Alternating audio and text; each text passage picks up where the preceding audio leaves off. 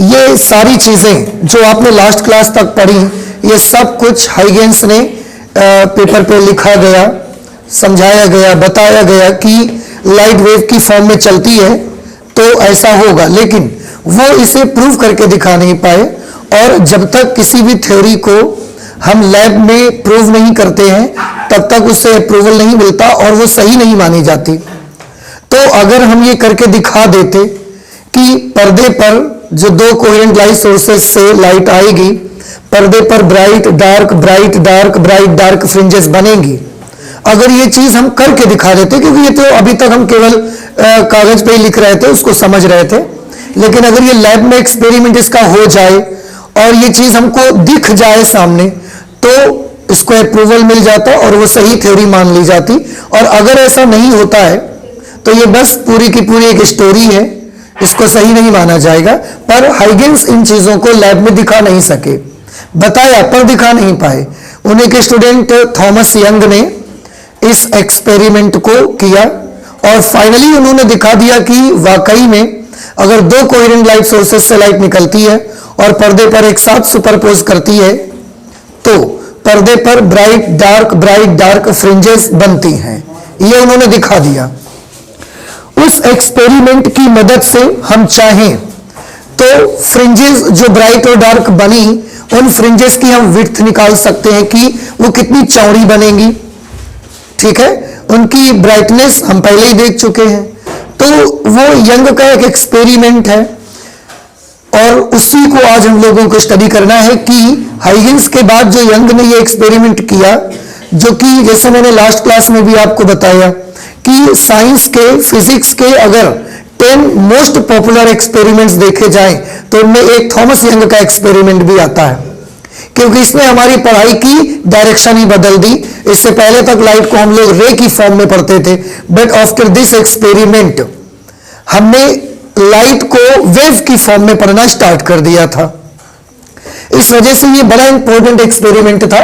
इस एक्सपेरिमेंट को बोलते हैं व्यतिकरण प्रतिरोध में फ्रिंज की चौड़ाई ज्ञात करना। तो जो एक्सपेरिमेंट है इसमें हम जो कैलकुलेशन करेंगे, आपको ये तो पहले ही बता दिया गया कि जो यहां पर मिलेगा ब्राइट डार्क फ्रिंजेस, इस पूरे पैटर्न को हम बोलेंगे इंटरफेरेंस पैटर्न, व्यतिकरण प्रतिरोध। अब इसमें फ्रिंज की चौड़ाई क्या होगी ये हम कैलकुलेट करेंगे। दूसरी चीज, इस एक्सपेरिमेंट को बोलते हैं Young's double slit experiment, Young के द्विरेखा छिद्र का प्रयोग। तो अगर आप हिंदी में लिखना चाहें तो इसको लिख सकते हैं यंग के द्विरेखा छिद्र का प्रयोग। लिख लीजिए जल्दी से, यंग्स डबल स्लिट एक्सपेरिमेंट है ना, यंग के द्विरेखा छिद्र का प्रयोग, ये हम लोग पढ़ना है हम लोगों को। उन्होंने किस तरह से एक्सपेरिमेंट किया था उसको आप देख सकते हैं। यहां पर हमने एक स्क्रीन लगा दी है, एक पर्दा लगा दिया है, ये स्क्रीन कही जाएगी। यहां पर हमने एक लाइट सोर्स रखा हुआ है S, और इस लाइट सोर्स से कुछ डिस्टेंस पर हमने ये दो स्लिटें बनाई हुई हैं, एक S1 बनाई है और दूसरी S2 स्लिट बनाई है। स्लिट कितनी पतली होती है ये आपको पहले ही बताया जा चुका है कि बायोलॉजी की स्लाइड में अगर आप ब्लैक पेंट कर देते हैं, फिर उस ब्लैक पेंट में ब्लेड से केवल ऐसा एक चीरा लगा दीजिए, बस आप 2 चीरा लगा देंगे पास पास, उन्हें हम बोलते हैं डबल स्लिट, क्योंकि 2 स्लिटें बनाई हैं आपने, इसलिए यंग के द्विरेखा छिद्र का प्रयोग कहते हैं इसको। ये जो रेखा छिद्र बनाए गए हैं, जो ये स्लिट्स बनाई गई हैं, इन स्लिटों के बीच का डिस्टेंस आप देखो ये d रखा गया है, स्मॉल d। एक्चुअली जब ये स्लिटों के बीच का डिस्टेंस होता है तो ये मिलीमीटर के ऑर्डर का होता है, 1 मिलीमीटर के आसपास रहता है, इतना पास बिल्कुल 1 मिलीमीटर का डिस्टेंस दोनों के बीच में गैप रहेगा स्लिट्स के बीच में। स्लिटों से कैपिटल D डिस्टेंस पर यह पर्दा लगाया गया है। यहां सोर्स से ऐसा लाइट वेव फ्रंट की फॉर्म में चलेगी, स्लिटों पर पहुंचेगी और स्लिटों से फिर आगे ऐसा फैलना स्टार्ट हो जाएगी। ऐसे ही इस वाली स्लिट से भी ऐसे लाइट आगे चलेगी, मीडियम में आगे चलेगी, दोनों लाइट वेव्स के बीच में सुपरपोजिशन होगा। सुपरपोजिशन से पर्दे पर हमें एक पैटर्न दिखेगा जिसमें ब्राइट डार्क पट्टियां दिखेंगी आपको, उससे बोलेंगे इंटरफेरेंस पैटर्न। तो इस तरीके का सेटअप उन्होंने तैयार किया हुआ था पूरा। और ये स्लिटें क्यों बनाई? क्योंकि हम कोहेरेंट लाइट सोर्सेस पाना चाहते थे, क्योंकि उसी से कंसिस्टेंट सुपरपोजिशन आपको मिलेगा। यहां पर उससे रिलेटेड कुछ एक्सपेरिमेंट से रिलेटेड कुछ बातें हमने लिखी हुई हैं, आप देख सकते हैं। S1 तथा S2 दो कला संबद्ध प्रकाश स्रोत परस्पर स्मॉल d दूरी पर स्थित हैं। फिगर में आपने देखा कि S1 और S2 दो स्लेटें लगी हुई हैं, दो कला संबद्ध प्रकाश स्रोत हैं जो कि एक दूसरे से स्मॉल d दूरी पर स्थित हैं। इन प्रकाश स्रोतों से कैपिटल D दूरी पर एक पर्दा रखा हुआ है। ये जो प्रकाश स्रोत है इनसे कैपिटल D डिस्टेंस पर ये पर्दा लगाया गया, स्क्रीन लगाई गई है। पर्दे पर एक बिंदु C है।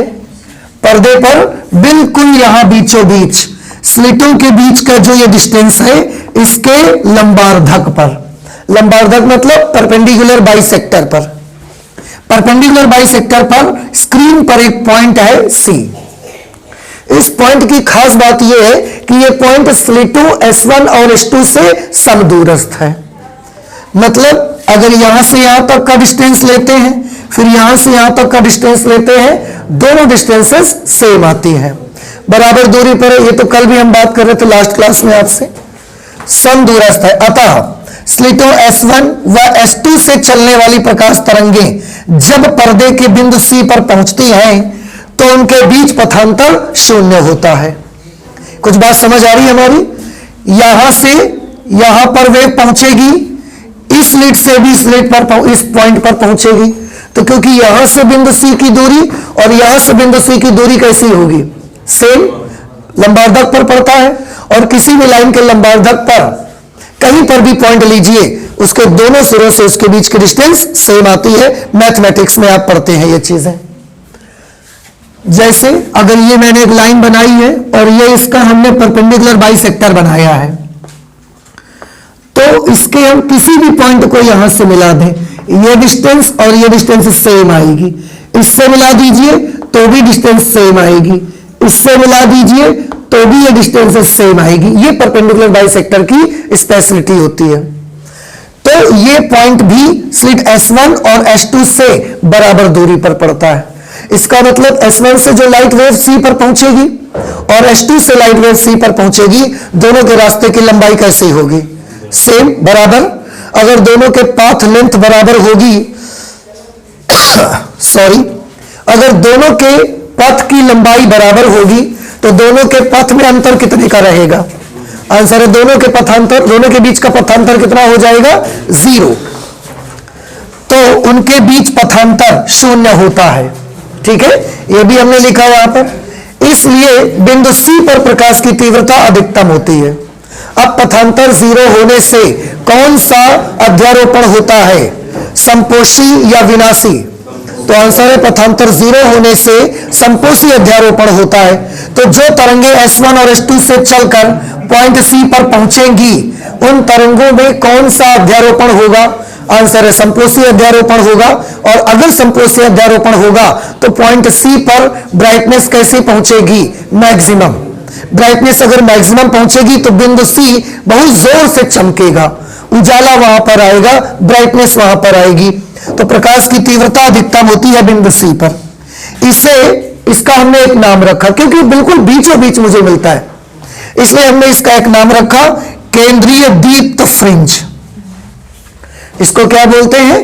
केंद्रीय दीप्त फ्रिंज, सेंट्रल ब्राइट फ्रिंज इसको कहा जाता है। तो ये जो बिल्कुल बीचों बीच पॉइंट मिलेगा, पहली बात तो ये पॉइंट कैसा होगा? मैक्सिमम ब्राइटनेस वाला पॉइंट होगा। इसका नाम हम क्या रख देंगे? इसको हम बोला करेंगे सेंट्रल ब्राइट। इस पॉइंट को हम बोला करेंगे सेंट्रल ब्राइट, केंद्रीय दीप्त फ्रिंज इसको कहा करेंगे। इसको ना जीरो ऑर्डर फ्रिंज भी कहा जाता है। इसका एक और नाम है, क्या नाम है?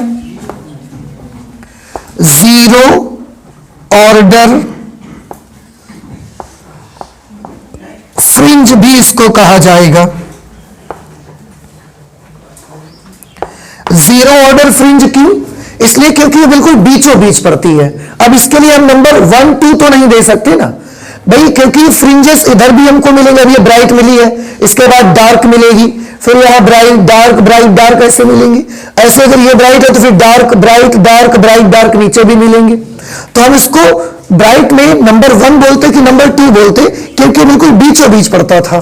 तो हमारे सामने ये बड़ी प्रॉब्लम थी, तो हमने उसको सॉल्व करने के लिए 1 2 नहीं दिया। हमने बोला क्योंकि ये बिल्कुल मिड पॉइंट पर पड़ रही है, बीचों बीच है, इसलिए इसको 2 नाम से आप कर सकते हैं। तो सेंट्रल ब्राइट क्योंकि बीच में है।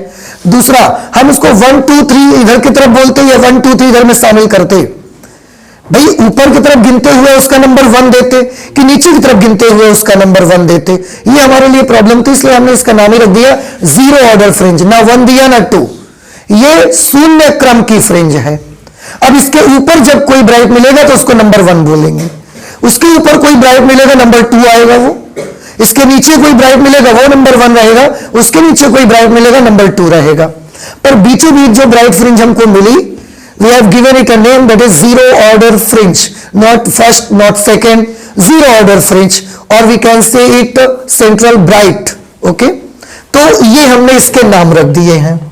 तो ये तो बात हो गई कि सी पर आपको क्या मिलेगा। तो पर्दे पर स्लिटों के परपेंडिकुलर बाइसेक्टर पर जो भी पॉइंट पड़ेगा, that point will be always a central bright. वो हमेशा कैसा मिलेगा? ब्राइट मिलेगा वहां पर आपको, वो कभी भी डार्क नहीं होगा। ठीक है, ओके। माना पर्दे पर, इसके बाद पर्दे पर अब आप जब थोड़ा सा ऊपर या थोड़ा नीचे चलोगे तो एक जनरल पॉइंट हम ले लेते हैं, पॉइंट पी। सी से कितनी हाइट पर ले लिया हमने? एच हाइट पर ले लिया। पहले तो ये बताइए, ये यंग ने जो एक्सपेरिमेंट सेटअप किया था, ये जो इंस्ट्रूमेंट सेटअप किया था, वो आपको समझ आ गया? एक यहां पर सोर्स से कुछ दूरी पर स्लिट्स, यहां से इनका डिस्टेंस भी ना सेम होता है बिल्कुल, ये डिस्टेंस और ये डिस्टेंस सेम होगा बिल्कुल, ये भी आपको याद रखना। इसके बाद उससे दी दूरी पर ये पर्दा, अब यहां से जब लाइट सोर्स को चलाया जाएगा तो यहां से आगे वेव्स चलेंगी सुपरपोज करके, पर्दे पर आपको ब्राइटनेस मैक्सिमम मिनिमम या जो भी होंगी फ्रिंजेस बनके आपको दिखेंगी। तो अब हमने क्या किया, अब हम कैलकुलेशन पे आ जाते हैं कि इससे कैलकुलेशन करके हम फ्रिंज चौड़ाई ज्ञात कर सकते हैं या उससे रिलेटेड जो कैलकुलेशन है उनको हम करना चाहते हैं। तो हमने मान लिया कि जो ये सेंट्रल ब्राइट है, इससे एच हाइट पर पर्दे पर एक पॉइंट हमने पी ले लिया, जनरल पॉइंट। ये जनरल पॉइंट कैसा होगा? अब आप पूछेंगे कि सर ये ब्राइट होगा कि डार्क होगा, तो मैं बोलूंगा because this is a general point, so it may be bright और डार्क। ये ब्राइट भी हो सकता है, डार्क भी हो सकता है, अकॉर्डिंग टू देयर कंडीशन की वहां पर जो वेव पहुंच रही है उनके बीच का पथांतर कैसा है।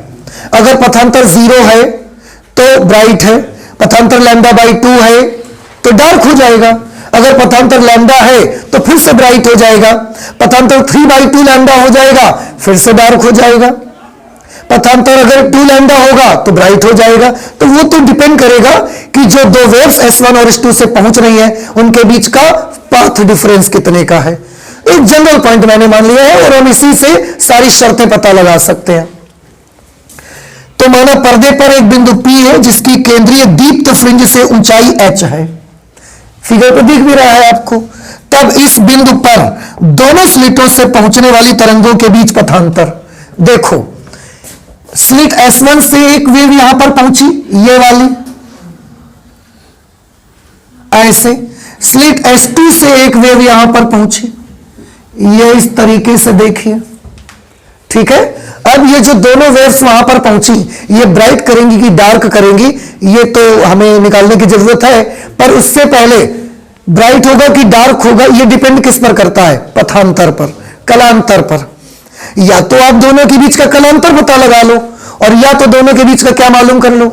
पथांतर। तो कलांतर मालूम करना यहां से हमें डिफिकल्ट है, पथांतर मालूम करना हमें आसान है। कैसे? यहां से इसकी लंबाई नाप लेंगे तो S1 से चलने वाली वेव के पाथ लेंथ पता चल जाएगी हमको, और यहां से इसकी लेंथ नाप लेंगे हम तो S2 से जो वेव चलकर पॉइंट P पर पहुंची है उसके पाथ की लेंथ पता चल जाएगी। और आप फिगर में देख रहे हैं और आप अंदाजा लगा सकते हैं कि इन दोनों वेव्स में से एक वेव की पाथ लेंथ ज्यादा है और एक वेव की पाथ लेंथ कम है। किसकी पाथ लेंथ छोटी है? S1 से जो P तक गई है और S2 से जो वेव P तक गई है उसकी पाथ लेंथ ज्यादा है। समझ आ रही बात आपको? इस वजह से दोनों के बीच अब एक की पाथ लेंथ ज्यादा हो गई, एक की कैसी हो गई? कम। तो दोनों के पाथ में क्या आ गया? डिफरेंस आ गया। दोनों के रास्ते की लंबाई में क्या आ गया? अंतर आ गया। अगर दोनों के पथ में अंतर आ गया है तो जरूर यहां पर ब्राइट या डार्क जो भी बनेगा, पहले हमको उसका पथांतर अगर पता लगा लें, फिर पथांतर के अकॉर्डिंग हम डिसाइड कर सकते हैं कि यहां पर क्या बनेगा, ब्राइट पॉइंट बनेगा या डार्क पॉइंट बनेगा। तो वही हमने लिखा है। तब इस बिंदु पर दोनों स्लिटों से पहुंचने वाली तरंगों के बीच का पथांतर S2P माइनस S1P होगा। आप ही ने तो बताया कि S2 से जो P तक पहुंची उसकी लंबाई ज्यादा है, S1 से जो P तक पहुंची है उसको छोटा रास्ता तय करना पड़ा है। तो दोनों का अंतर कैसे निकाला जाएगा? बड़ी लेंथ में छोटी लेंथ को माइनस कर दो। तो S2P में हमने S1P माइनस कर दिया। अब आप जानते हैं कसम से ये मिल जाए ना मुझे, क्या? पथांतर। अगर पथांतर मिल जाए तो मैं उसकी कंडीशन के मुताबिक आपको बता सकता हूं, और मैं ही नहीं अब आप भी बता सकते हो कि इस पॉइंट पर ब्राइट पॉइंट आएगा कि डार्क पॉइंट आएगा। बस क्या मिल जाए? पाथ डिफरेंस पता लग जाए किसी तरह से। अब हम इस पाथ डिफरेंस को पता लगाना चाहते हैं। तो इंस्ट्रूमेंटल जो सेटअप यंग ने तैयार किया था वो तो ये था। अब इसके आगे तो फिर आप क्या कर रहे हैं? आंसर इसके आगे हम ये कर रहे हैं कि आपको इससे रिलेटेड कुछ कैलकुलेशन करके दिखा रहे हैं। जैसे आपने बुक में देखा था कि ब्राइट और डार्क फ्रिंजेस मिली थी। So we want to calculate that what is the width of these fringes. इन फ्रिंजेस की चौड़ाई कितनी है? डार्क वाली कितनी चौड़ी है, ब्राइट वाली कितनी चौड़ी है? यह भी पता लगाना चाहते हैं कि सेंट्रल ब्राइट से कितनी हाइट पर पहली वाली ब्राइट बनेगी, क्योंकि bright dark bright dark bright dark बनती है ना। ये वाली ब्राइट का नाम हमने सेंट्रल ब्राइट रखा। इसके जस्ट बाद कौन सी बनेगी? डार्क। फिर उसके बाद कौन सी आएगी? ब्राइट। उसको बोलेंगे फर्स्ट ब्राइट आफ्टर सेंट्रल। कुछ बात हमारी समझ रहे हैं? क्योंकि सेंट्रल के बाद वो पहली ब्राइट फ्रिंज होगी, उसके बाद फिर एक डार्क आएगी, फिर ब्राइट होगी। वो वाली ब्राइट को हम बोलेंगे second bright after central. Central के बाद दूसरा ब्राइट। ऐसे ही डार्क में होगा। तो हम ये भी पता लगाना चाहते हैं कि सेंटर से कितनी हाइट पर फर्स्ट ब्राइट बनेगा, कितनी हाइट पर सेकेंड ब्राइट बनेगा, कितनी हाइट पर जाके थर्ड ब्राइट बनेगा। और न सिर्फ ब्राइट के लिए हम ये भी जानना चाहते हैं कि कितना हाइट पर डार्क बनेगी, फर्स्ट वाली, सेकेंड वाली, थर्ड वाली, इनकी हाइट क्या होगी। तो हम फ्रिंज की विड्थ भी पता लगाना चाहते हैं और उनकी हाइट भी पता लगाना चाहते हैं कि कितनी हाइट होगी। हम ये भी जानना चाहते हैं कि उसके लिए मुझे लाइट जो डालनी पड़ेगी that will be white light और that should be monochromatic light. उसे हमें श्वेत प्रकाश डालना चाहिए या हमको एक कलर की लाइट भेजनी चाहिए। हम ये सब कुछ बहुत चीजें इससे रिलेटेड समझना चाहते हैं और उसके लिए कैलकुलेशन थोड़ा बहुत करना ही पड़ेगा आपको। ठीक है, तो वो कैलकुलेशन हम करना चाहते हैं। But very first we should find out the path difference between both the waves. दोनों तरंगों के बीच का हमको क्या मालूम होना चाहिए। सबसे जो बेसिक चीज है ना वो पथांतर पता होना चाहिए। उसके बेसिस पर कंडीशन तो हम सब जान चुके हैं कि पथांतर कितना होगा तो कंस्ट्रक्टिव सुपरपोजिशन होगा, पथांतर क्या होने से डिस्ट्रक्टिव सुपरपोजिशन होगा। You all know that. लेकिन बस पथांतर मिल जाए तो हम सब कुछ कर सकते हैं। तो चलिए पथांतर निकाल लेते हैं। कैसे निकाला जाएगा इसके लिए ना मैं कैलकुलेशन का एक थोड़ा सा तरीका है, ये स्टार्टिंग स्टेप होगी, ये आपको याद रखनी है। क्या तरीका होगा? मैं ऐसे कुछ करूंगा कि S2P square minus S1P square, हम इसको यहां से स्टार्ट करते हैं। थोड़ा देखिए, जैसे कि मैंने बोला स्टार्टिंग स्टेप आपको याद रखनी पड़ेगी कि स्टार्ट कैसे कर रहे हैं। आपको S2P माइनस S1P चाहिए ना, तो बस यहां से शुरू करो, कैलकुलेट करते जाओ, अभी मिल जाएगा आपको। जब आपको मिल जाएगा तो सारी कहानी आपको समझ में आ जाएगी।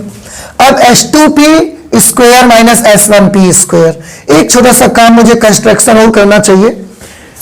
मुझे एक दो लाइन्स और बना लेनी चाहिए। जैसे एक लाइन यहां से ऐसे सीधे बना लेनी चाहिए, इससे मिलाती हुई और एक लाइन मुझे इससे मिलाती हुई बना लेनी चाहिए।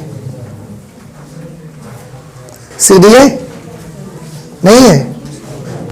ठीक है ना? हाँ जी, देखो भैया, अरे ये मैंने लाइंस मिला दी। अब आप देखिए ये एंगल कितना होगा, 90 डिग्री।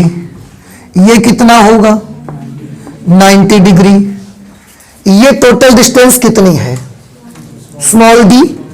तो यहां भी ये डिस्टेंस कितनी आ जाएगी, आयत बन रहा है ना, तो आमने सामने की भुजाएं कैसी हो जाएंगी, बराबर। समझ आ रहा है ना आपको? अच्छा बेटा, अगर ये पूरा डिस्टेंस डी है तो ये तो परपेंडिकुलर बाइसेक्टर पर स्थित बिंदु है। इसका मतलब ये उस डी का कौन सा बिंदु हो जाएगा, मध्य बिंदु। तो अगर ये मध्य बिंदु होगा तो ये डिस्टेंस कितनी मिलेगी फिर आपको, ये डिस्टेंस मिलेगा d/2 और ये वाला डिस्टेंस भी कितना मिलेगा, d/2। कुछ बात समझ में आ रही है आपको? अब हम h2p स्क्वायर चाहते हैं, थोड़ा ध्यान से देखिएगा। h2p स्क्वायर, आप केवल ये वाला ट्रायंगल देखिए, समकोण त्रिभुज आपको देखना है, ये वाला राइट एंगल्ड ट्रायंगल, इतना। इसको आप कुछ नाम दे सकते हैं, इसको हम रख देते हैं नाम K, इसको रख देते हैं L, कुछ भी ले लो आप। तो हम जो समकोण त्रिभुज देख रहे हैं वो देख रहे हैं S2KP। क्या आपको दिख गया? नहीं दिखा। S2KP, ये वाला समकोण त्रिभुज, ये वाला समकोण त्रिभुज में पाइथागोरस थ्योरम लगाइए। क्या फॉर्मूला होता है, कर्ण स्क्वायर बराबर लंब स्क्वायर प्लस आधार square, hypotenuse square is equal to perpendicular square plus base square. तो इसका कर्ण कौन है बताइए जल्दी से, S2P, S2P कर्ण है, तो S2P square is equal to S2K square plus KP square. समझ आया आपको? तो क्या लिख सकते हैं, S2K square plus KP square minus S1P square. इसी तरीके से फाइंड आउट करिए। S1P के लिए आप ये वाला त्रिभुज देखिए, समकोण त्रिभुज S1LP दिखाई दिया भैया सभी को? ये वाला ट्रायंगल आपको देखना है, समकोण त्रिभुज, ये जिसको मैं ऐसे ज्यादा डार्क करे दे रहा हूं। इस समकोण त्रिभुज में कर्ण है S1P, S1L आधार है और LP क्या चीज है, लंब है। तो S1P का होल स्क्वायर किसके बराबर आएगा, S1L square plus LP square. S1L square plus LP square.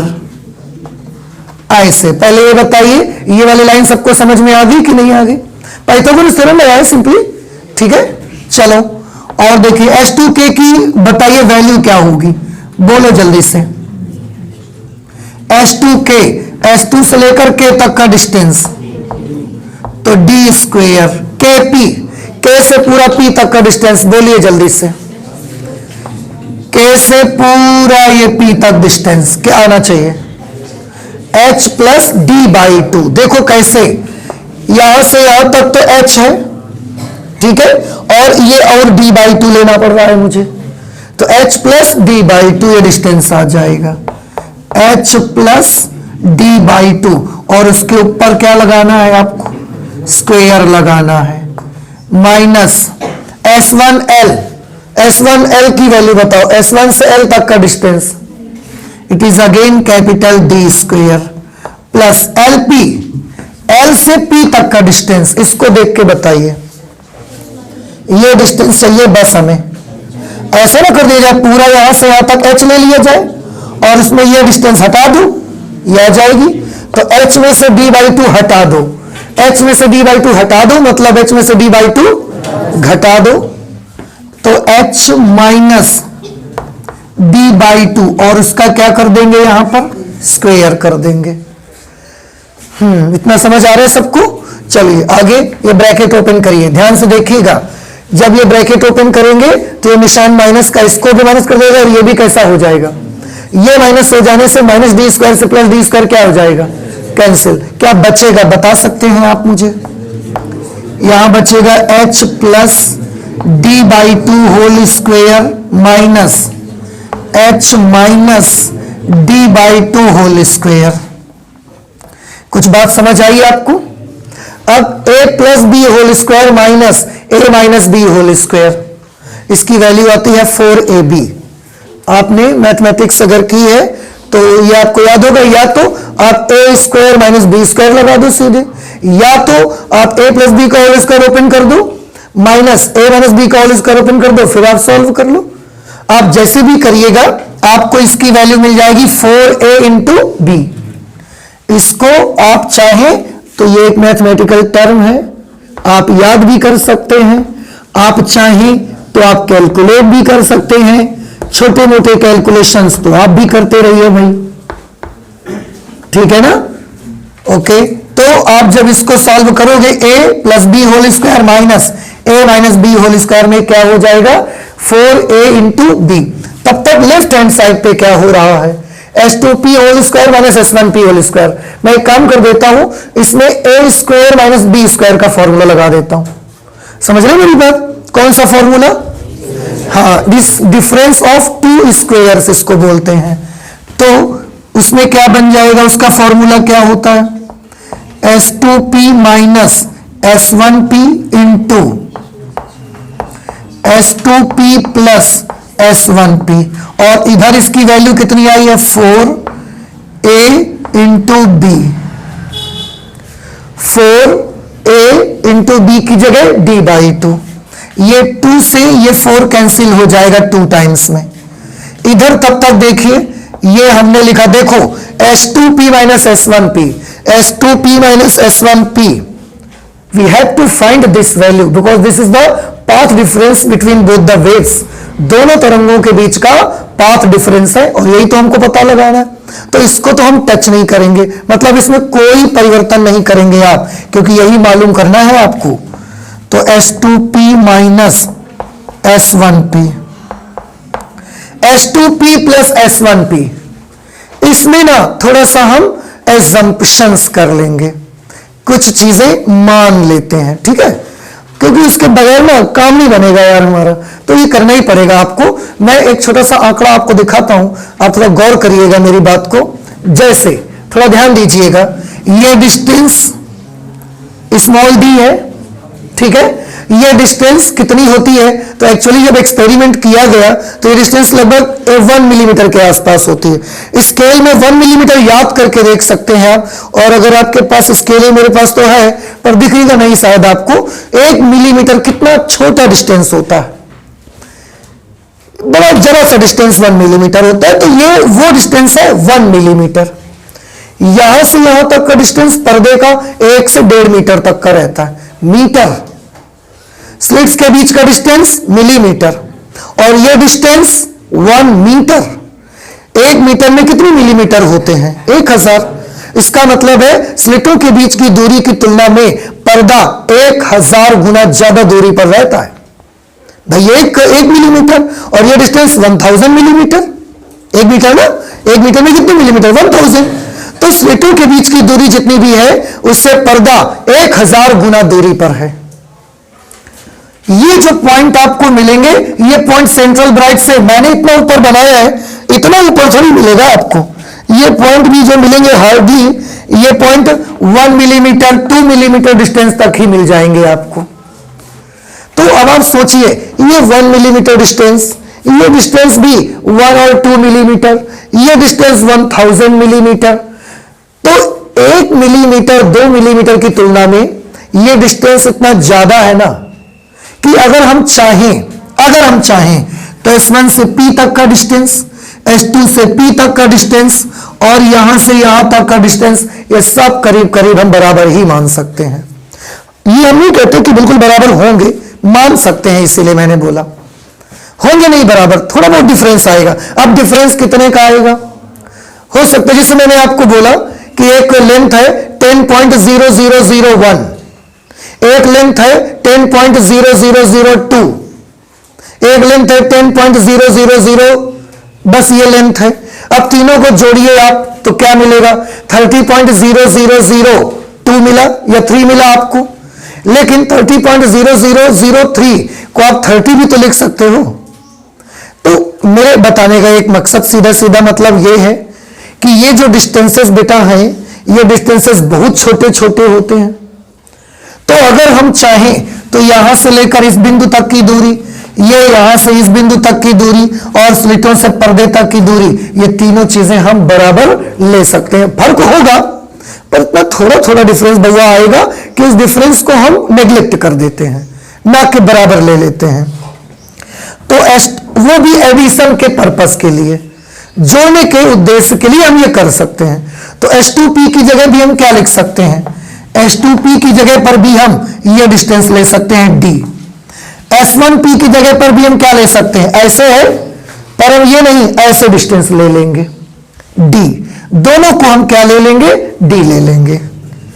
तो यहां पर हमने ले लिया, इसको भी D कर लिया और इसको भी D कर लिया, मान लिया ये, क्योंकि ऐसे काम नहीं बनेगा फिर हमारा।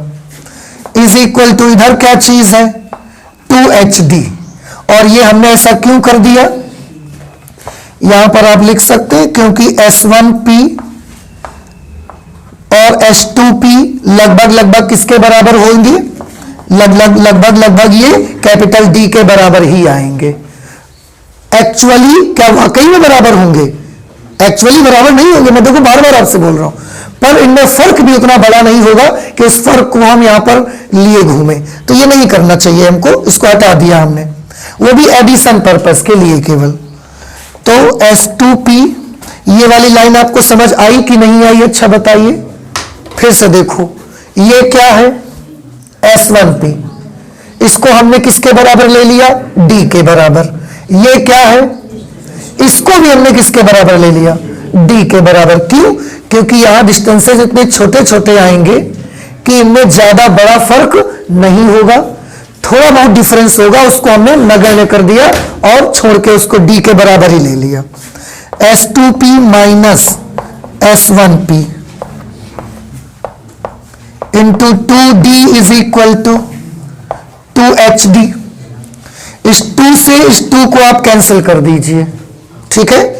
इसके बाद S2P माइनस S1P की वैल्यू कितनी आ जाएगी, ये D उधर भेज दीजिए, तो ये आ गया H small d upon capital D। H small d upon capital D, ये आ गया पथांतर। और हमने आपको शुरू में क्या बोला था कि अगर किसी तरह से आप पथांतर निकाल लेते हैं, फिर आगे की कैलकुलेशन हम लोग बड़ी आसानी से कर लेंगे। हम आपको अब इसके बाद ये बता सकते हैं कि कितनी हाइट पर फर्स्ट ब्राइट होगा, कितनी हाइट पर फर्स्ट डार्क होगा, कितनी हाइट पर सेकंड ब्राइट बनेगा, कितनी हाइट पर सेकंड डार्क बनेगा, हम सारी जानकारी आपको दे सकते हैं। लेकिन उसके लिए ना थोड़ा सा कैलकुलेशन भी करना पड़ेगा हमको। तो आप एक काम करिए, पहले इतना नोट कर लीजिए। अब ये बताएं, इसमें तो कोई डाउट नहीं है किसी को, तो आप प्लीज इसे नोट कर ले। इसके बाद हम ये निकालते हैं कि अगर यहां पर ब्राइट पॉइंट होगा तो क्या शर्त होगी, यहां अगर डार्क पॉइंट होगा तो क्या कंडीशन होगी, ये हम कैलकुलेट करेंगे। आप तेजी से हाथ चलाइए, इसको नोट कर लीजिए। मैंने आपको बोला था कि ये पॉइंट P हमने एक जनरल पॉइंट ले लिया है, इस पॉइंट पर ब्राइट भी हो सकता है और इस पॉइंट पर डार्क भी हो सकता है। तो पहले हम ये कंडीशन निकालेंगे कि अगर पॉइंट P एक ब्राइट पॉइंट है उस समय क्या होगा। देखो, कंडीशन 1, यदि बिंदु P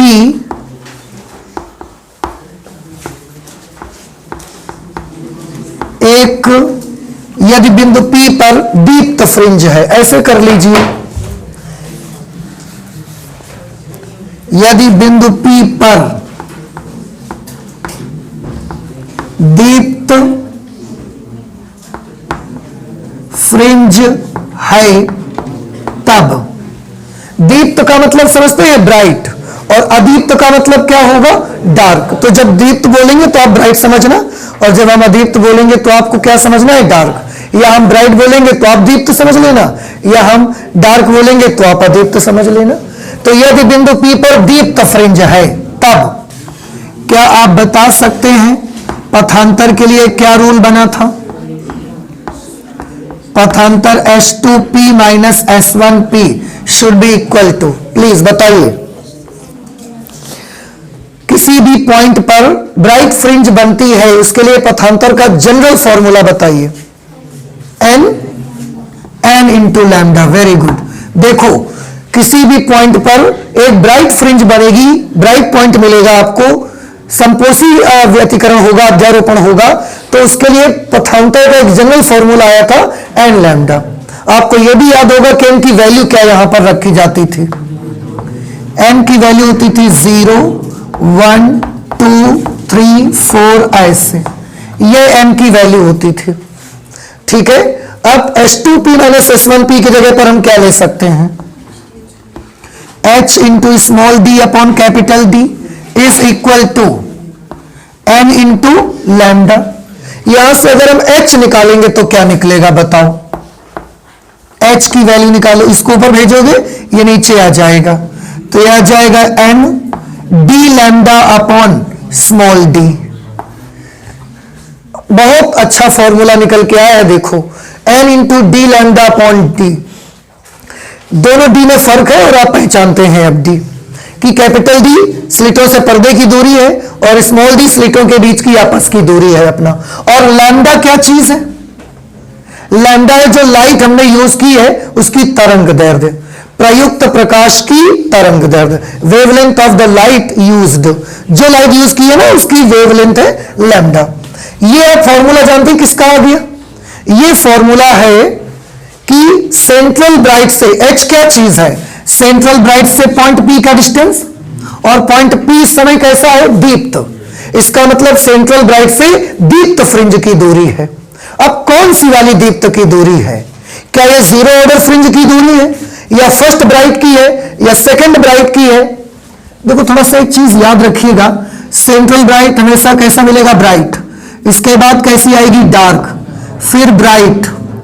ये सेंट्रल ब्राइट है। इसके बाद फिर डार्क, फिर ब्राइट, फिर डार्क। ऐसे इधर भी बहुआ dark, bright, dark, bright, dark, bright. तो आप जानते हो, ध्यान से सुनना, सेंटर के बाद ये डार्क में कौन से नंबर का डार्क है? पहला डार्क है, तो फर्स्ट डार्क आफ्टर सेंट्रल। ये सेंटर के बाद पहला ब्राइट है, तो फर्स्ट ब्राइट आफ्टर सेंट्रल। उसके बाद ये कौन सा है बताओ? डार्क है, तो फर्स्ट डार्क है कि सेकंड डार्क है? Second dark after central. और ये वाला क्या है इसका बताइए? Second bright after central. समझ में आया? तो नाम समझ लीजिए किसको क्या बोला करेंगे, ऐसे नीचे भी चलेगा ये नाम। ठीक है, ये कौन से ब्राइट का डिस्टेंस है?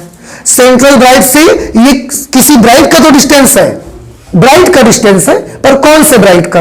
आंसर है n की जगह जो लिख दोगे वही ब्राइट का डिस्टेंस है ये। अगर n की जगह 0 लिख दोगे आप तो जीरो वाले ब्राइट का डिस्टेंस है। जीरो वाला ब्राइट कहां पड़ता है? सेंटर पर, इसलिए तो उसका नाम रखा है जीरो ऑर्डर फ्रिंज। अगर आप n की जगह 8 लिख दोगे तो किसका डिस्टेंस मिलेगा? आंसर है सेंट्रल ब्राइट से यहां तक का डिस्टेंस मिलेगा कि यहां तक का मिल जाएगा? ये वाला डिस्टेंस मिलेगा या ये वाला डिस्टेंस मिलेगा? ये वाला बड़ा वाला, कि ये छोटा ये डिस्टेंस मिलेगा या ये वाला डिस्टेंस मिलेगा? छोटा वाला मिलेगा, बड़ा वाला डिस्टेंस मिलेगा। अरे पगलऊ, पहले देखो क्या लिख के रखा है हमने। ये फॉर्मूले से जब भी डिस्टेंस मिलेगा ब्राइट का ही मिलेगा, डार्क का क्यों मिलेगा भाई? ये फॉर्मूला आपने किसके लिए बनाया है? ब्राइट के लिए बना रहे हो आप, ब्राइट की कंडीशन ले रहे हो और डार्क का बोल रहे हो डिस्टेंस आएगा।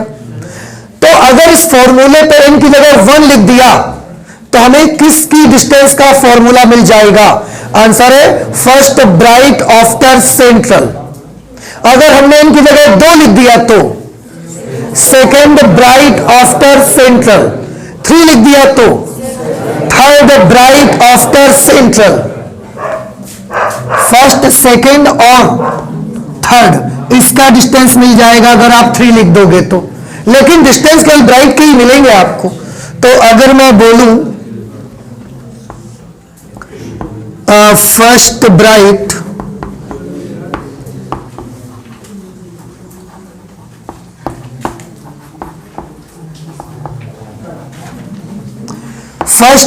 आफ्टर सेंट्रल, देखो ब्राइट है और कौन से नंबर का ब्राइट है? फर्स्ट ब्राइट, समझ रहे हैं? ब्राइट नंबर 1 की हाइट कितनी मिलेगी बता सकते हैं आप मुझे? उसके लिए मुझे इनकी जगह क्या लेना पड़ेगा? 1 लिखना पड़ेगा, इसलिए इसकी वैल्यू कितनी आ जाएगी? d lambda upon d।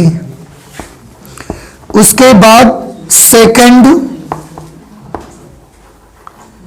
Bright after central, bright fringe की हाइट मिल गई लेकिन सेकंड ब्राइट की हाइट मिल रही है, बताइए उसकी क्या वैल्यू बनेगी? 2d lambda upon d। n की जगह 2 लेना पड़ेगा ना, तो ये किस से ब्राइट की? ये nवें ब्राइट की हाइट है, याद रख लीजिए। nth bright after central, nth bright after central, central के बाद पहले nवें ब्राइट की हाइट है ये। अब n की जगह 1 लिख दो तो पहला ब्राइट मिलेगा, 2 लिखने से दूसरा ब्राइट की हाइट, तीसरे ब्राइट की हाइट, चौथे ब्राइट की हाइट, ये मिलते चली जाएंगे।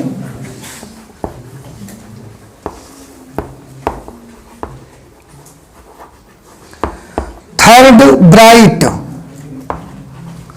आफ्टर सेंट्रल, ब्राइट की हाइट है लेकिन ब्राइट नंबर 3 की हाइट है, कितनी मिलेगी बताओ जल्दी से मुझे? 3d lambda upon d। अब आप समझ गए ये डिस्टेंसेस को देख करके। तो यहां जो कंडीशन है उससे क्या नहीं मिलेगा? डार्क की हाइट नहीं मिलेगी। अरे हमने कंडीशन ही बेटा लिया हुआ है ब्राइट के लिए, तो डार्क की हाइट क्यों मिलेगी भैया? ऐसे कुछ हमारी बात समझ में आ रही है आपको? ठीक है। अब आप n की जगह, क्योंकि ये nवें ब्राइट की हाइट है सेंट्रल ब्राइट से, n की जगह जो आप लिखते जाओगे उसी वाले ब्राइट की हाइट मिल जाएगी। आप बोलेंगे 10वां जो ब्राइट बनेगा वो सेंटर से कितनी ऊंचाई पर बनेगा? तो हम यही कहेंगे कि इसमें n की जगह क्या लिख लो? 10 लिख दो। तो सेंटर से 10th ब्राइट कितना ऊंचाई पर बनेगा आपको पता लग जाएगा, वो हाइट मिल जाएगी आपको। समझ में आ रही बात अब आपको? अच्छा, इन फॉर्मूलों को देखकर एक चीज और समझ में आती है हमको, थोड़ा गौर से देखिएगा।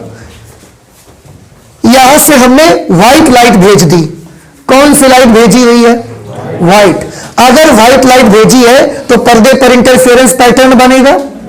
व्हाइट लाइट में 7 कलर का कॉम्बिनेशन होता है, उन 7 कलर के कॉम्बिनेशन में वेवलेंथ रेड की सबसे ज्यादा होती है और ब्लू की वेवलेंथ सबसे कम होती है। तो बता सकते हैं अगर रेड वाली जो फ्रिंज बनेगी और ब्लू वाली जो सेम नंबर की फ्रिंज, अगर हम आपसे पूछें कि 5वीं रेड और 5वीं ब्लू कौन ज्यादा हाइट पर बनेगा और कौन कम हाइट पर बनेगा?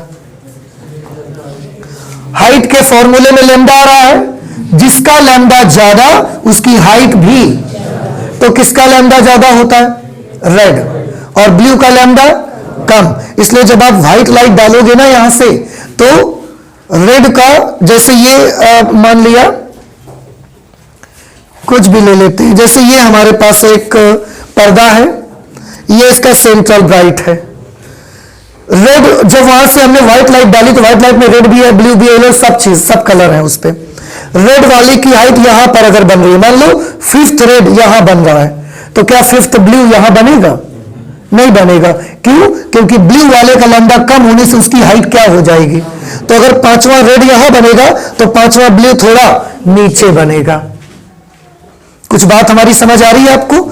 इसका मतलब है कि अगर इस एक्सपेरिमेंट को करते समय हमने व्हाइट लाइट डाल दी है तो सारे कलर्स के लैम्डा अलग अलग रहते हैं। रेड वाले की सेम नंबर की फ्रिंज थोड़ा ऊपर बनेगी, बाकी की फ्रिंजेस उनके नीचे बनेंगी। अब ये इतना कॉम्प्लिकेटेड हो जाएगा। यह रेड की ब्राइट बनी है, हो सकता है उसी जगह पर किसी दूसरे कलर की डार्क बन जाया करके, क्योंकि यहां पर कलर सब अलग अलग हो जाएंगे बेटा, वेवलेंथ की वजह से। आप देख सकते हैं रेड ज्यादा हाइट पर बनेगा, ब्लू सबसे नीचे बनेगा, बाकी कलर्स कहां रहेंगे, उसके बीच में रहेंगे। और बाकी सारे कलर्स के न सिर्फ ब्राइट बनेंगे बल्कि उनके क्या क्या बनेंगे, डार्क बनेंगे। तो एक तो हमने लाइट कौन सी दी है, व्हाइट। पर्दे पर जो हमको फ्रिंज दिखाई दे रही है, जो पैटर्न हमको दिखाई दे रहा है, उसमें लगा कि नीले से और लाल तक के सारे कलर हैं। किसी का ब्राइट कहीं बना है तो किसी कलर का डार्क उस जगह पर बन गया है। कहने का मतलब यूं कि उस सिचुएशन पे जो यहां पर इंटरफेरेंस पैटर्न बनेगा, इसमें इतनी स्मजिंग हो जाएगी, इतना कॉम्प्लिकेटेड हो जाएगा, ये एक दूसरे के ऊपर फ्रिंजेस चढ़ जाएंगी, तो हमें वो पैटर्न समझ में ही आना बंद हो जाएगा।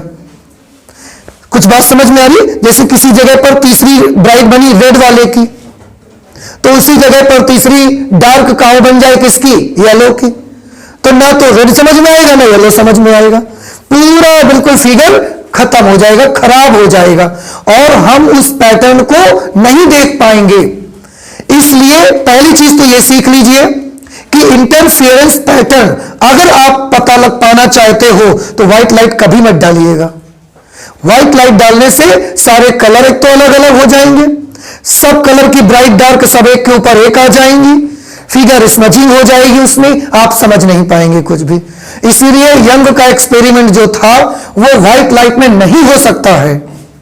कौन सी लाइट में किया जाता है, एक वर्णी प्रकाश में करें, चाहे ब्लू में कर ले चाहे रेड में कर ले, एक रंग की लाइट में करिए। तो जब ये एक्सपेरिमेंट किया जाता है तो ये मोनोक्रोमैटिक लाइट में करा जाता है एक्सपेरिमेंट। एक तो ये चीज याद कर लीजिए, लिख लीजिए कहीं पर जरा, देखिए यंग का प्रयोग, यंग के प्रयोग में एक वर्णी प्रकाश आपतित करना चाहिए या एक वर्णी प्रकाश प्रयुक्त करना चाहिए। तेजी से हाथ चलाइए। यंग के प्रयोग में एक वर्णी प्रकाश प्रयुक्त करना चाहिए। यंग के प्रयोग में एक वर्णी प्रकाश, एक वर्णी मतलब मोनोक्रोमैटिक लाइट प्रयोग करनी चाहिए।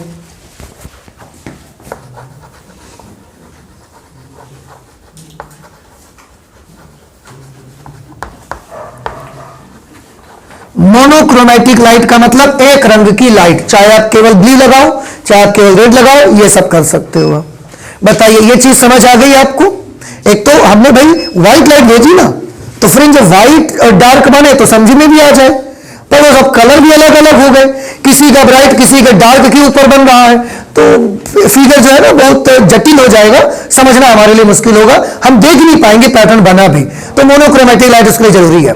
एक और क्वेश्चन देखिए, ये पर्दा लगाया मैंने, पर्दा हमने लगाया, फ्रिंजेस बनने को फ्रिंजेस बनने दिया हमने कि बन जाए फ्रिंजेस जितनी बननी है। बताइए इसमें रेड वाली फ्रिंजेस भी बनी, ब्लू वाली फ्रिंजेस भी बनी। एक बार रेड लाइट डाल के रेड वाली फ्रिंजेस बनाएंगे, एक बार उसको हटा के ब्लू लाइट डाल के ब्लू वाली फ्रिंजेस बनाएंगे। कौन सी फ्रिंजेस ज्यादा बनेंगी? रेड वाली फ्रिंजेस ज्यादा बनेंगी या ब्लू वाली ज्यादा बनेंगी? रेड वाली ज्यादा बनेंगी। क्यों भाई रेड वाली ज्यादा बनेंगी? क्योंकि उसकी वेवलेंथ कैसी है? ज्यादा है। वेवलेंथ ज्यादा होने से उसकी हाइट भी कैसी होगी? तो इसलिए तो कम बनेंगी। आप समझिए ये कमरा 12 फुट ऊंचाई का है, 12 फुट ऊंचाई का है। अगर 6-6 फुट के आदमी खड़े कर दोगे तो 2 ही आदमी खड़े कर पाओगे, और अगर 4-4 फुट के खड़े कर लोगे 3 आदमी खड़े हो जाएंगे। तो जिसकी हाइट कम होगी वो ज्यादा आदमी खड़े कर सकते हैं। आप थोड़ा सा सोचने की कोशिश करिए हमारी बात। अभी इस डिब्बी में मेरी 4 उंगलियां ऐसे आ जाती हैं, समझ रहे हैं? किसी बच्चे की उंगलियां रखवा दो 8 आ जाएंगी इस पे, और मेरे से किसी मोटी उंगलियां वाले आदमी की उंगलियां रखवा दो 3 ही आ पाएंगी इस पे। अब आपको क्या समझ में आ रहा है कि जिसकी हाइट ज्यादा होगी वो यहां पर ज्यादा आ पाएगा, कि जिसकी हाइट कम होगी वो यहां ज्यादा आ जाएगा। जिसकी हाइट कम होगी वो यहां ज्यादा आ जाएगा। तो हाइट किसकी कम है, ब्लू की कि रेड की? तो ब्लू वाला ज्यादा आ जाएगा। समझ रहे हैं? इस प्रकार के क्वेश्चन आपसे वाइवा में पूछे जा सकते हैं, और आप जल्दी में आकर गलत जवाब दे ही देंगे, जैसे यहां दे दिया आपने, और फंस ही जाएंगे आप। समझ रहे हैं मेरी बात को? नहीं समझ में आया? तो एक निश्चित हाइट का पर्दा आपको मिला, आपसे पूछा जाएगा, रेड लाइट डाल के फ्रिंजेस बनाई, हमने काउंट कर लिया, ब्लू लाइट डालकर फ्रिंजेस बनाई, काउंट कर लिया, किस कलर की फ्रिंजेस इतने बड़े पर्दे पर ज्यादा नंबर में बन जाएंगी? ब्लू वाली फ्रिंजेस ज्यादा बन जाएंगी, क्योंकि उनकी हाइट कैसी है? छोटी छोटी है। 2-2 फुट के आदमी खड़े कर दो 12 फुट के छत में, 6 आदमी खड़े हो जाएंगे, और वहीं 6-6 फुट के आदमी खड़े करोगे, 2 ही में काम तमाम हो जाएगा। तो जब हाइट ज्यादा होगी तो कम फ्रिंजेस बनेंगी, और जिसकी हाइट कम होगी तो ज्यादा फ्रिंजेस बन जाएंगी। याद रहेगा ये चीज आपको? ठीक है, तो ये हमने किसकी कंडीशन निकाल ली? अगर बिंदु P पर कौन सा बनेगा? दीप्त फ्रिंज बनेगी। और सेंट्रल ब्राइट से पहला दीप्त कितनी दूरी पर बनेगा, दूसरा दीप्त कितनी दूरी पर बनेगा, तीसरा दीप्त कितनी दूरी पर बनेगा? जीरो ऑर्डर वाला तो बीचों बीच बनेगा। बिल्कुल आप ये सोच रहे होगे कि जीरो नहीं लिखा, तो भैया जीरो लिख देते तो H कितना आ जाता? H 0 आ जाता। मतलब हम कहां की बात कर रहे हैं? सेंट्रल ब्राइट की बात कर रहे हैं। वो आप समझते हो इसलिए नहीं लिखा हमने। ठीक है, अब इसको नोट कर लीजिए। अब अदीप्त वाला पॉइंट भी इसी में क्लियर कर लेते हैं हम लोग कि जो ये डार्क वाली बनती है, फर्स्ट डार्क कितनी ऊंचाई पर बनेगी, सेकंड डार्क कितनी ऊंचाई पर होगी, थर्ड डार्क कितनी ऊंचाई पर होगी? इसके लिए भी एक फॉर्मूला चाहिए हमको, बना लेते हैं, नोट करिए जल्दी से। अगर बिंदु P पर हम ले लेते हैं कि अदीप्त फ्रिंज बनी, अदीप्त फ्रिंज का मतलब डार्क पॉइंट मिला अगर हमको, उस वक्त S1 और S2 से जो तरंगे पॉइंट P पर पहुंचेंगी, उनके बीच के पथांतर का जनरल फॉर्मूला क्या होगा? 2n + 1/2 इंटू लैम्डा, यही आया था। और इसमें n की वैल्यू क्या थी बताओ? 0 1 2 3 डॉट डॉट ये थी। इसमें काम कर लेते हैं, थोड़ा सा हम चेंज कर लेते हैं जरा। ये इसमें n की जगह 0 लिखोगे तो 1 λ/2, 1 लिखोगे 3 λ/2, 2 लिखोगे 5 λ/2, ये मिलेगा ना आपको। हम इसको थोड़ा बदल के ना 2n - 1 कर देना चाहते हैं, और इसमें 0 का झंझट खत्म कर देना चाहते हैं। आप देखो तब भी सही रहेगा। अब आप सोचोगे वहां तो वैसा लिखा था, यहां बदले दे रहे हो, कोई प्रॉब्लम नहीं है बेटा। 2n + 1 भी क्या देता था? विषम। और 2n - 1 भी क्या देगा? विषम। उसमें n कहां से स्टार्ट किया था? 0 से। इसमें n कहां से स्टार्ट कर लिया? 1 से। तो गलती कुछ भी नहीं है। अब आप सोचोगे तो फिर जब गलती नहीं थी तो आपने किया ही क्यों ऐसा? हमने इसलिए किया क्योंकि n की जगह यहां पर क्या आ रहा था? 0। पर हमें डार्क में कोई भी फ्रिंज 0 पर नहीं मिल रही है। देखो ब्राइट में एक फ्रिंज मुझे 0 पर मिल रही है, ब्राइट वाली फ्रिंज 0 पर मिलती है। क्या डार्क भी 0 पर मिलती है आपको? डार्क 0 पर नहीं मिलती है। तो थोड़ा सा हमें लगा कि इसमें थोड़ा सा चेंज हमें कर लेना चाहिए, तो ज्यादा ठीक लगेगा, ज्यादा सही रहेगा। आप सबको समझना। अब बताइए, कोई अब तो डाउट नहीं है कोई आपको? ठीक है, बाकी उससे निकालोगे तो क्या नहीं आएगा? बेशक आएगा बेटा, आप बिल्कुल परेशान ना हो। वो भी सही है, ये भी सही है। इसमें भी आप देखो, इनकी जगह 1 लिखो, 2 कम 2 - 1 1/2 लैम्डा। ठीक है, इनकी जगह 2 लिखो, 2 × 4 - 1 3/2 लैम्डा, वही तो आ रहा है। अब हमने 0 हटाया क्योंकि मैंने देखा कि 0 वाले पॉइंट पर कोई भी डार्क फ्रिंज नहीं बन रही है, और हम डार्क की कंडीशन निकालना चाहते हैं, तो हमने 0 को वहां से रिमूव कर दिया। फिर कि जरूरत है नहीं तो उसको मत लीजिए फिर आप, नहीं तो ये बीच बीच में आपको ना कंफ्यूज करता रहेगा। ठीक है, ये आ गया। अब S2P - S1P की वैल्यू कितनी आई थी? H(d)D is equal to 2n - 1/2 into lambda. आप जानते हैं बहुत सारे राइटर्स लोग या जो टीचर्स लोग आपको पढ़ाएंगे वो इसको अलग भी करके बता सकते हैं आपको। 2n/2 करेंगे तो n - 1/2 आ सकता है, तो वो भी सही है, उसमें भी कोई गलती नहीं है। अब हम h निकालना चाहते हैं यहां से भी।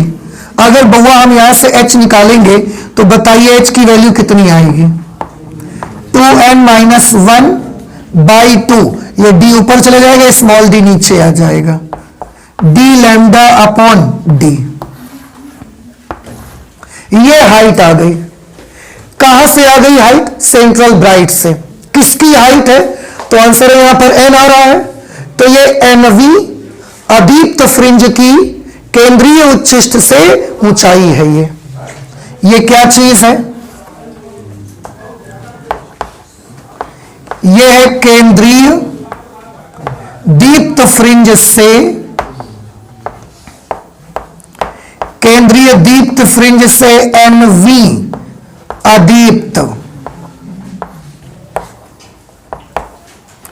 केंद्रीय दीप्त फ्रिंज से एनवी अदीप्त फ्रिंज की दूरी, या आप हाइट, ऊंचाई बोल सकते हो।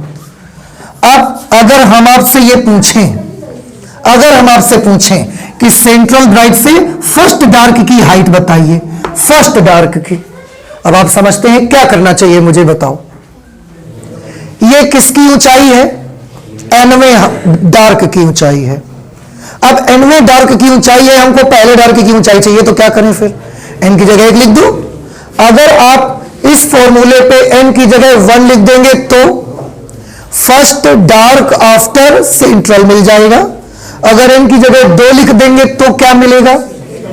Second dark after central, bright नहीं मिलेगा, ध्यान रखिएगा।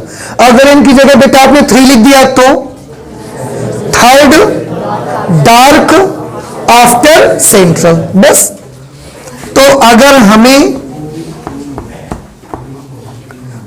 हमें फर्स्ट डार्क आफ्टर सेंट्रल चाहिए, डार्क चाहिए, और कौन से नंबर का डार्क? First dark. तो बताइए क्या वैल्यू आएगी, बोलिए जल्दी से।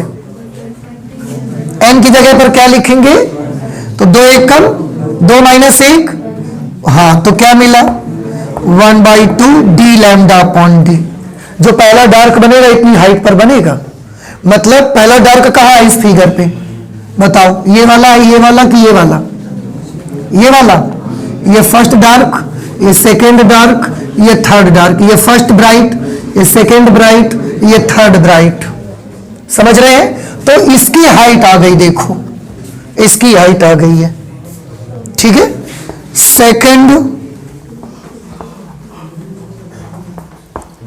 Second dark after central HD2, second dark. इसके लिए क्या करना चाहिए मुझे? एन की जगह पर, एन की जगह पर क्या लिखोगे? 1 2 3 4 5 10 क्या लिखोगे? पक्का क्या लिखना है? 2 लिखना है। 2 2 4 minus 1, 3/2 D lambda upon D. Now third dark after central, उसके लिए हम HD3 कर लेंगे। एन की जगह 3 लिखेंगे, तो 2 3 6 minus 1, 5/2 D lambda upon D. तो आपको अगर मैं बोलूंगा कि 10वें डार्क की हाइट बताइए, फिर आप यहां पर क्या करेंगे? एन की जगह 10 लिख देंगे, 10वां डार्क की हाइट मिल जाएगी आपको। समझ आ रही बात आपको? तो इस तरह से हमने यंग के डबल स्लिट के एक्सपेरिमेंट में आज फ्रिंज चौड़ाई तो प्राप्त नहीं कर पाए हैं, लेकिन आज हमने क्या मालूम कर लिया है कि अगर कोई हमसे पूछेगा कि सेंट्रल ब्राइट से किसी भी नंबर का ब्राइट पूछे तो हम बता सकते हैं कितनी दूर पड़ेगा। सेंट्रल ब्राइट से किसी भी नंबर का डार्क कोई पूछेगा तो भी हम बता सकते हैं कि कितनी दूर पड़ेगा जाकर के वो। समझ रहे हैं? अब इसमें जो कुछ बातें बच गई हैं हमारी पढ़ने से, जैसे अभी मैंने बोला कि हम फ्रिंज चौड़ाई को नहीं कर पाए हैं, अब ये वाली बातें हम लोग ना करेंगे अगली क्लास पे, ठीक है। तो आज हम फिजिक्स में इतना ही रख लेते हैं। आई होप कि ये सारी चीजें आपको समझ में आ गई हैं। बाकी बातें हम लोग करेंगे अगली क्लास पे। तो चलते हैं, मिलते हैं अगली क्लास पे। Thank you.